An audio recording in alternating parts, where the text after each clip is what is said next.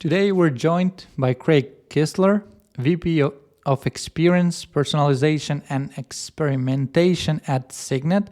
Craig helps e-commerce and DTC brands understand why growth has stalled even when they are still getting steady traffic, and shows them how to find the areas where revenue is being lost. So once again, Craig, welcome. Great. Thank you. It's awesome to be here. Thank you. So, Craig, let's talk about your experience and expertise. You mentioned on one of your posts as well that you have over 13 years experience that you're doing this. First of all, why you started and then how it all went in a good way for you. Yeah. So it's a roundabout story. I started off as a designer. I went to art school and started doing web design in the late 90s. And from there, I don't want to say lie, but let's say I creatively told a story that I could do user experience and UX design back in the day. And I got my first job doing wireframes and sitemaps. And from there, I just kind of fell in love with understanding what an experience means to a customer when they come to a website, an e-commerce site, and then kind of rolled that into a few different jobs. Landed where I'm at now, like you mentioned, I'm at Signet Jewelers. So here in the States, it's the largest jewelry retailer in the country. It's the parent brand of Kay Jewelers, Jared Jewelers, Zales. So we've got a bunch of brands sitting underneath of Signet Jewelers. And I was doing user experience design there. 14 years ago, I started at Signet. And then A/B testing came in, and the team that was working with A/B testing was playing around with it. I wasn't really a part of it. And I got my hands on it. I'm like, oh my God, this helps us measure the experience. So we started measuring, creating a better experience, doing usability testing, and then layering that into A/B testing.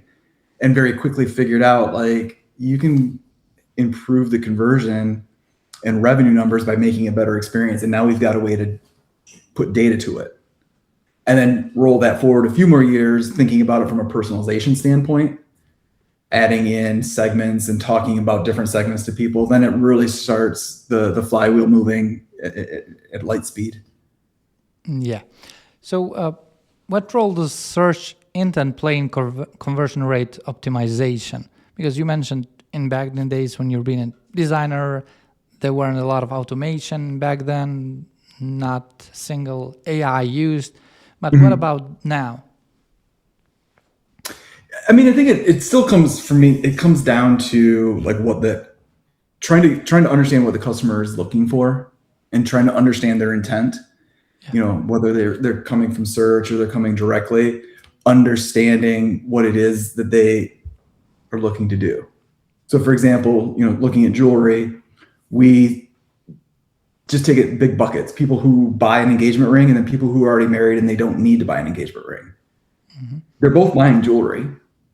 They both could come through a search term or email or however, but the way we talk to them is going to be a little bit different, not just because the products are different, but the thinking, their mindset and all that's going to be different based off of the timelines. Buying an engagement ring could take 9 months.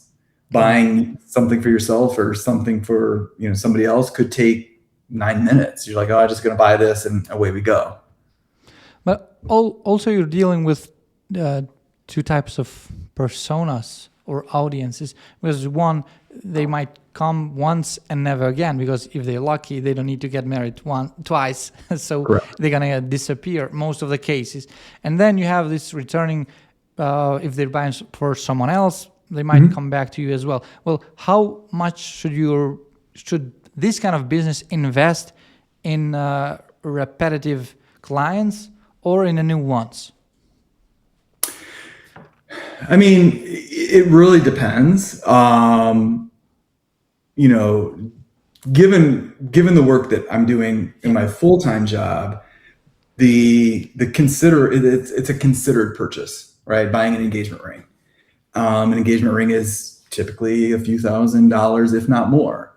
So we can invest more in nurturing that customer because they're not going to buy in that first session. right? They're going to come and do research. Like I said, it could be 9 months. They're looking at our website, they're going into the store. So you have to kind of invest in the journey that they're going to go on versus somebody who's buying a gift or buying something for themselves. They still might only buy it once and never come back. But what you spend on each one is going to be a little bit different. That's why for me, it's like understanding that in the moment starts to create a lot of value then. Yeah. So you mentioned website and then the physical store as well. But what makes a product page strong for both Google and the customer? For me, and this might be blasphemy, but it's always customer first. Like, to me, Google needs to follow what the customer needs. Now, I think for the most part, those two things coincide, but I've seen some teams over-index for Google and less so for the customer. But for me, it's customer first. Like, you have to be able to have a page that tells the customer, I'm in the right spot, this is the right site or the right brand for me, and then helps them understand all the ins and outs of the product, whether it be jewelry, whether it be, furniture, lawnmowers, shoes. Like, you still have to answer the customer questions. And for me, I'm always going to over-index on the customer and what they need before I think about Google. Yeah. So what does quality traffic mean to you from a CRO perspective? I mean, quality, it shows me that they have some sort of intention in buying, in my full-time job, jewelry. They have some sort of intention there. Now, it might not be immediate. So then we're going to start looking at their signals and everything on the page to figure out, okay, where are they? Can we make some bets around this idea of, are they buying today? Are they coming back? Did they come from a Google paid listing, a paid shopping ad, or did they come in organically? And just kind of looking at those two different things tells you a little bit different thing versus, somebody coming from a retargeting ad. But you're also in e-commerce, and if we're talking about jewelry and this engagement ring and marriage ring and so on, how your audience want to buy when it comes to this? So will they ready to buy online, less feeling, less spending time, or are they willing to come because it's one-time investment, it's about the whole life, it's their greatest thing they ever done? So I mean, it really depends. Like, engagement, they're coming back multiple times. Like, they're not just gonna see it and go it. Right. They're not gonna fire in like a Google search, come to a page and be like, yep, this is the one, and hit buy. It's just not gonna work that way. So they're gonna come back. They're gonna educate themselves. They're gonna figure out, one, do we have the right products? Are we with the right brand? Do they trust us enough? They'll go out and do other research. So they're going to be back and forth. They might even walk into a store and start talking to somebody and then come back home and go back online. So there's a lot of touch points there versus, let's imagine you need to buy a gift for somebody that you know, or for yourself, but you kind of have an idea of like, okay, well, I'm going to buy a gift for my mom and I was looking at this necklace. It's between this one or that one. I can kind of make that decision in a relatively short period of time. So, yeah. So, but when it comes to do people care about discounts? And if so, how can a business outperform this using SEO or other sales channel or marketing channels? I would say some customers truly care about discounts. Some will pay full price because they've got a job to get done and they just want to get it done. And then there's a pool of people that are in the middle. And for me, that's where I think personalization really comes into that. Because how do you have the same, you mentioned the product page. How do you have that same product page talk to somebody who is willing to pay full price, as well as somebody who is only going to buy if there's a discount, versus somebody who might be in the middle and you might need to incentivize them and nudge them with a discount because maybe they're showing signs of leading. Yeah. So that's where it becomes interesting. So you're saying that discount can sometimes backfire like the good customers that are willing to pay the full price. Yeah, yeah, for sure. I mean, imagine you are somebody who I usually, this is probably bad, but I always use the example of somebody like me. Take me as an example. I get in trouble with my wife. I did something wrong. I'm screwed up, and now I need to somehow say I'm sorry, and I buy jewelry. Right.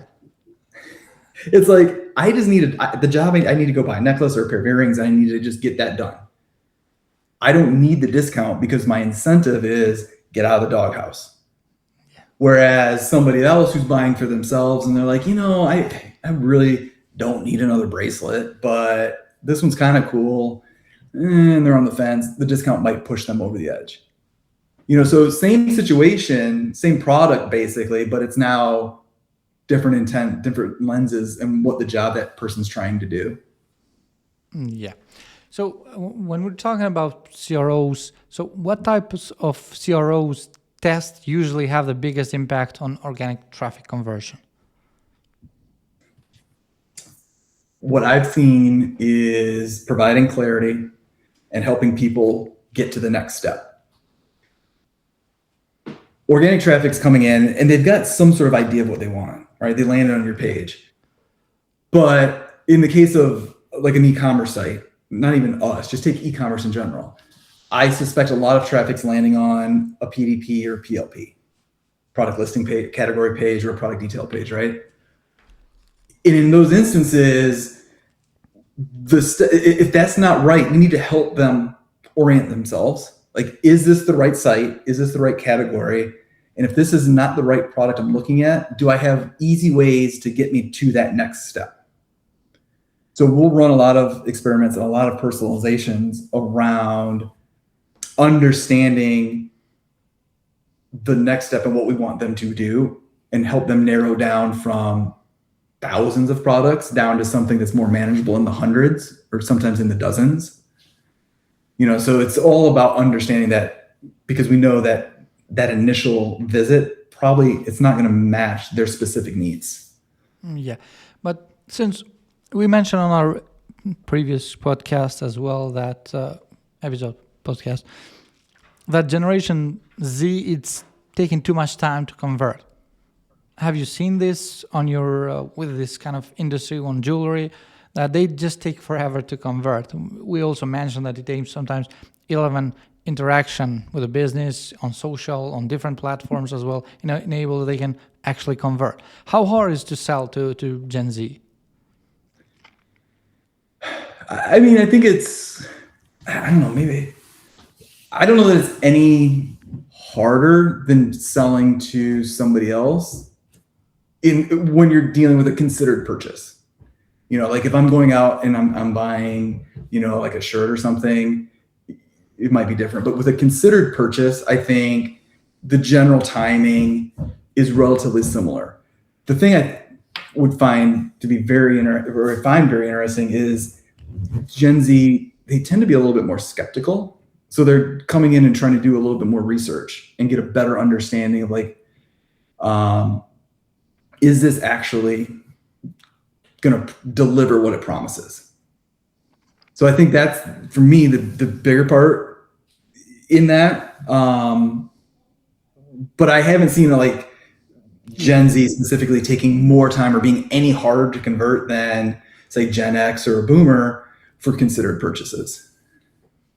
Yeah. So let's say you start a new agency about jewelry. What's the 6 to 12 months plan, starting from scratch, that you can able to perform for them so they can start generating money, so they are not left behind and they are ahead. They are at least in the same competition and competitors. I'd go back to start with your user, start with your customers. Make it easy to find product is one of the biggest challenges I've seen, not just in jewelry, but across a lot of e-commerce sites. Yeah. Because you've got this endless aisle, you got all these products. People come in to a site and then they're kind of lost. They're kind of frozen, right? They're like trying to figure out their way. And I think, or at least what I've seen, is people inside the business's walls, they they imagine a perfect world where somebody comes to the homepage and clicks on this and goes through these very linear steps. And we all know that's not how customers act, right? They come in on a product page, and now they're trying to figure out where to go next. So I think, for me, it's figuring out where are the user having problems? Where's the biggest friction areas? Are they hitting a product page and leaving? If so, what can we do to get them to make one additional click? If they're coming in on a category page, are they using the facets or the filters? Are they going past the first page of products? Do you have too many products? So it's really about understanding where those pain points are and smoothing those out. That's kind of the ground floor. You do that first, and then you come in and say, okay, our user flows are good. Most people are getting to those next steps. They're navigating as we would expect. Now we can start tweaking headlines, copy, call to actions, layer in personalization. All that extra stuff comes on top of, is the site usable, and are they finding what they're looking for? Yeah. So where do e-commerce brands usually lose customers without even realizing it? I think one, I would say traffic is a big deal. People, especially when you think about paid or social, a lot of money is going into that. Customers are coming, and typically they have very high bounce rates, right? They're not in the mode of shopping. So you're interrupting them. They're curious, they click through, and then they're gone. So that's, I think, a blind spot for a lot of customers, or a lot of businesses, where they're like, okay, we're spending all this money, and then trying to figure out why isn't it working. So they're like trying to update their channel mix. I think the other challenge is, if you think about it from a search standpoint, you're not spending money, but you're still getting traffic coming into your pages. Does those pages make sense as an entry point? I posted back a while ago on LinkedIn this idea that businesses focus so much time and energy on their homepage, and most people aren't ever going to see it. But that's where all the time and energy is spent, from a design and a marketing strategy and all that. Whereas some of these internal pages, especially when you're thinking kind of a longer tail, deeper link page, there's no debates going on about that page. It's just the page. You get the page, I get the page, we all get the same page. But a lot of time there is problems on that page that go unnoticed. And then the business is wondering, well, what's happening? Why is this promotion not working? Why is this sale not working? Why is this collection not working? Yeah. So you're saying that we should and we can copy competitors, or you're saying that it's dangerous to copy competitors? Or somehow use reverse engineering to do that? I'm saying if you blindly copy them, assuming it's working for the competitor, it's very risky. I think it's okay to look and see what others are doing, and then evaluate for yourselves, like, okay, well, why are they doing this?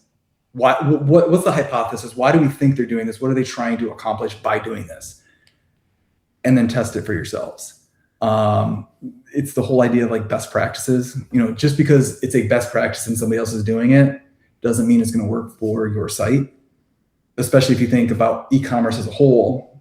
Again, buying a lawnmower versus buying jewelry, it's all e-commerce. You still need all the core features there.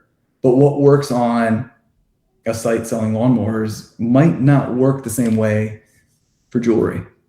And the one example, social proof gets thrown out all the time. Like, X number of people have this in the cart, hurry, going fast.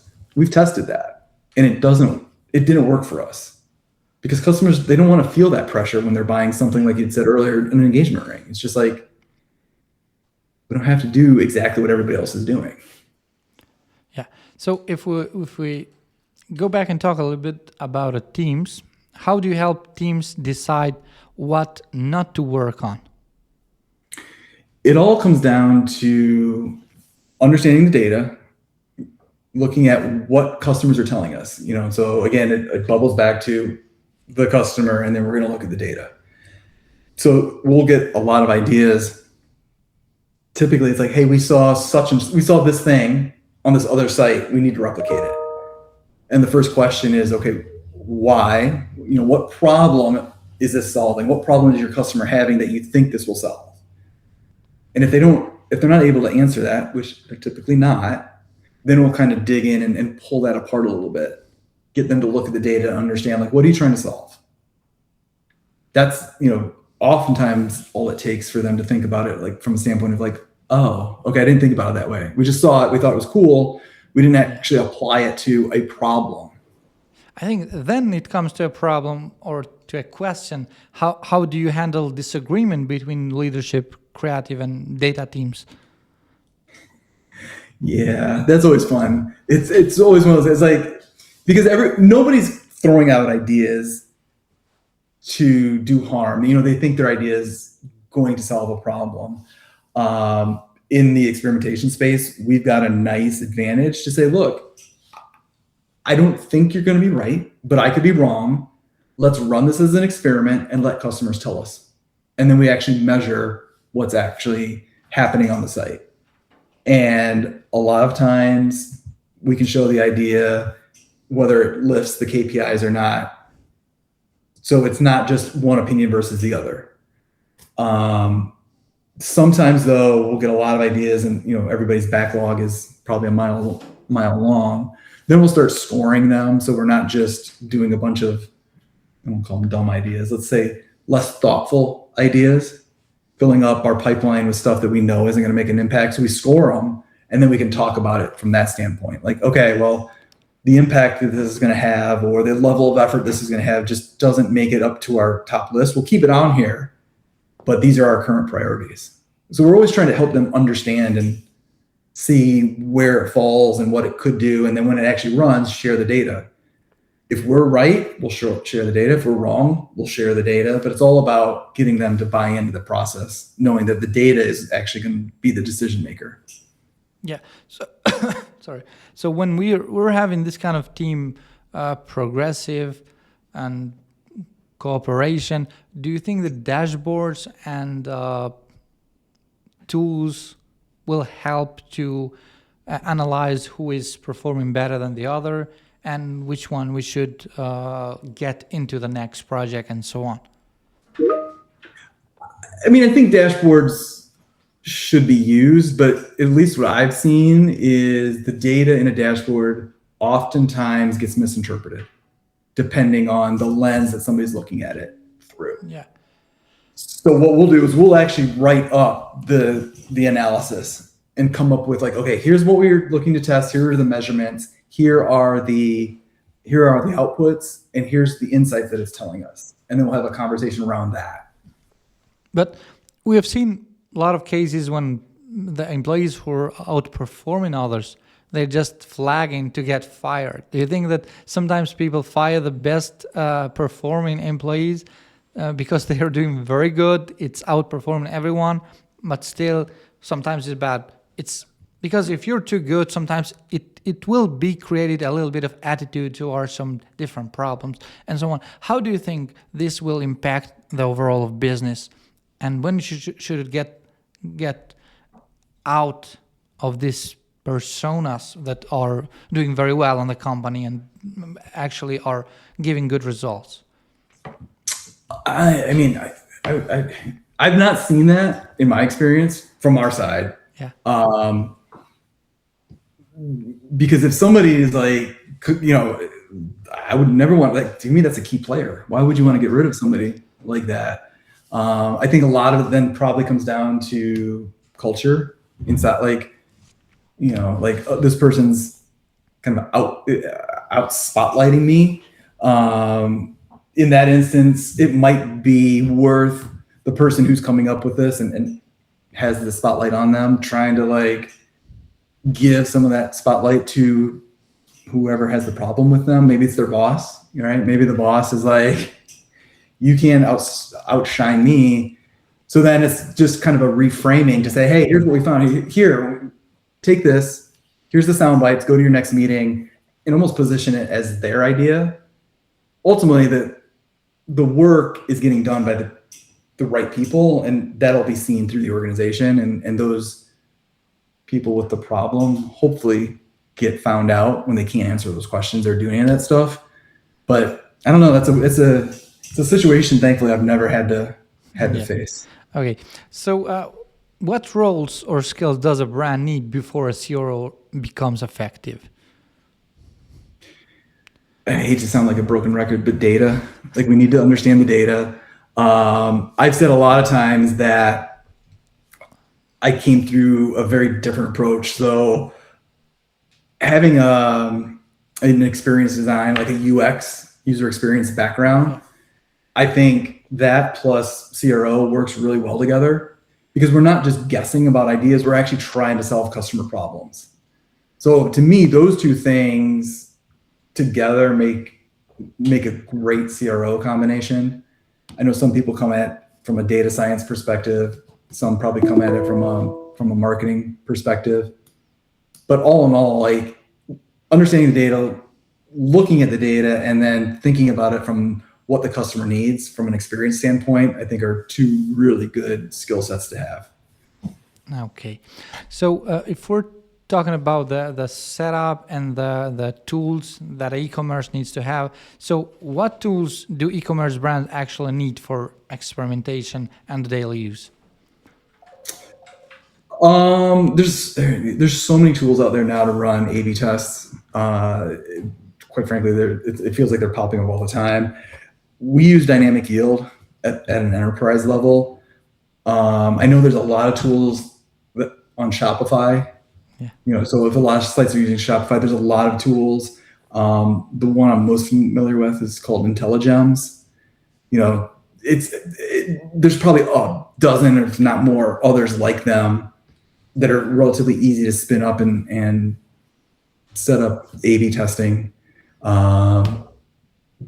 That's the easiest way. I mean, I'm sure you could do it by hand and hard code it, but that's just crazy with the way the tools are now.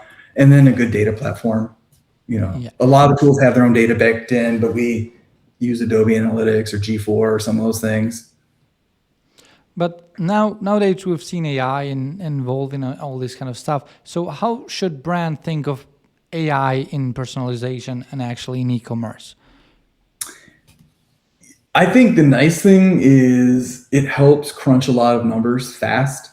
Like when we're looking at an experiment, we're looking at a dozen or different metrics. Obviously, we've got a couple KPIs that we're looking at all the time, but it also influences other KPIs and metrics.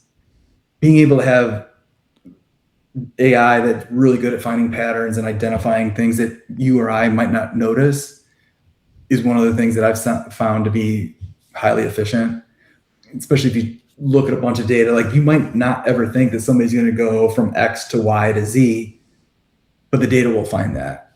And then once you have enough of that, then you can start feeding previous tests, previous experiments into AI and start training it on things to look for. So then you have kind of a hypothesis sparring partner, an idea partner, especially for smaller teams. Like thankfully I've got a relatively large team of people, but knowing that a lot of my freelance work, they have one person or maybe a half-time person, being able to use AI to generate different ideas, rank ideas, kind of pinball back and forth has been really effective as well. Yeah, that makes sense. So what parts of experimentation should not be automated in e-commerce, no matter how good it is? Wait, sorry, say that one again? What parts of experimentation should not be automated on e-commerce? There are some parts that you think it's dangerous to automate, it's risky, or you just don't want to leave it to AI because tons of reasons. What do you think? I mean, the biggest one for me that sticks out is kind of just looking for any problem and then trying to solve it. Like just automating any test just because you want more tests running. I don't want to see that happen because I don't think more is better. Because very quickly it's just like, all right, well, is this doing anything? The infamous blue button test from Google or whoever did this years ago, right? It was like this version of blue, that version of blue. Yeah. It doesn't matter. Like it's blue's blue. It doesn't matter. So my fear is too much of that stuff would get automated and just churn out a bunch of garbage tests. The other thing that I would be concerned about is diving too deeply into segmentation, making the buckets too small, making them too small that you can't really measure any uplift significantly. So if you got buckets of 10 and you're trying to run an experiment with 10 people in one bucket and 10 people, it doesn't make sense. Yeah. So getting too narrow because you can doesn't always mean that you should. So I think that actually comes to the second or the next question that I have, which is, what are the most common tracking problems you see on these kind of buckets that you already mentioned? Yeah, I think a lot of it is, making sure that you have enough traffic. So we're guilty of it. It's like you think you got an idea, you want to run it, and then all of a sudden maybe marketing shifts and you lose visitors to that page. So what was produced, like had enough traffic, all of a sudden fell off a cliff, and now you're looking at the data, you're like, well, this isn't going to work. So traffic is a challenge. And then measuring the wrong thing, looking at a page that really has, it influences conversion, but there's no clear conversion metric to it, and then trying to measure conversion off of that. So think homepage. Trying to measure conversion rate or some sort of purchase metric from a homepage when you've got all these other things in the funnel that could break and influence it. And there's different metrics that you would want to measure for that. And I think a lot of times everybody just groups it into like, well, we're called CROs, so we have to worry about conversion rate.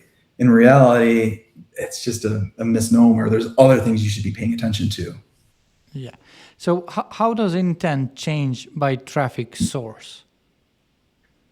Yeah, I think it's interesting because we've looked into this, and I mentioned Google Shopping earlier.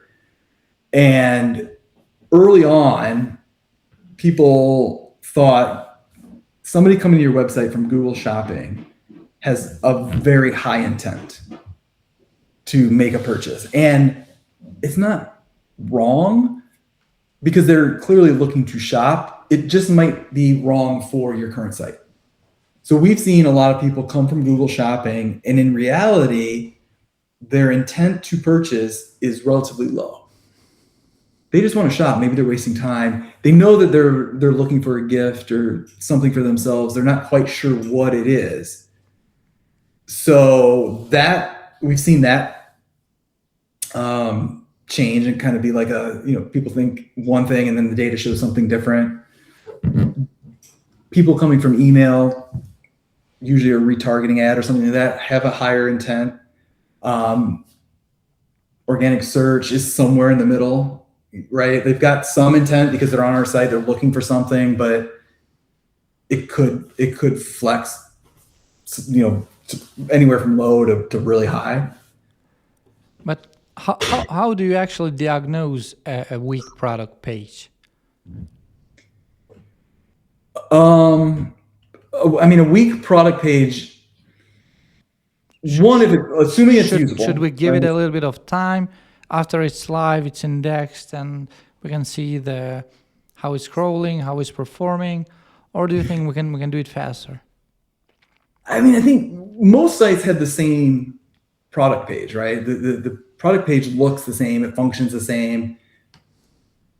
I think that's part of the problem, but the page typically isn't structurally the problem, right? I don't know if the page is weak, like unless you're seeing in your data like, hey, our add to cart is just bottom of the barrel. You might be able to see like maybe that specific KPI is lower from different channels, but typically it's some other problem outside of the page. So maybe context coming into the page was wrong. Maybe the page is just too busy. There's too much stuff on it. So I would then expect to see that happen across all of the product pages, not just one or two. Yeah. And what do you say to the all e-commerce sites out there and owners and CMOs and CFOs that you should prioritize in the next 3 to 6 months these days? I guess it's going to depend, but it really comes down to like... It's not one answer fits all, right? Unfortunately, for me, no. It's, what are you trying to do? Like, where's the problem? It's all about revenue. They all care about revenue. Increase the revenue. Which is fair, right? They're trying to compare, or focus on revenue. Then it's like, okay, if all you care about is revenue, let's look at your product pages and figure out what people are clicking on and what people aren't. And a lot of times there's a lot of stuff on there that's just, I'll call it clutter, but you've got different business units saying, I need to put this message on there, or we need to put this thing on here, or we've got social proof, or Instagram reels, or something on here because it's some other person's, it's part of somebody else's strategy. Now it's on this page. So it's like, all right, well, let's strip this down to the bare basics. What do you need? What's the bare minimum? You need the product, you need the price, and you need to add to cart button. Let's try to strip it down to the bare minimum and then add things back in and measure the changes as we're adding it back in. Yeah, makes sense. So, Craig, since we're approaching to the end, one of the most common questions that I ask my guests is actually when to quit the job you're doing or when to actually fire your clients. I think for me, when internal opinions become more important than data, we got to be done. Like, I can't work with you if you're saying, I see the data, I don't care about the data. Our strategy says to do this thing. If that's the case, we're not a good fit, because the data is going to prove you out. Like, it's impossible to work with somebody if they're not going to trust the data and they're trusting intuition. Yeah, makes sense actually.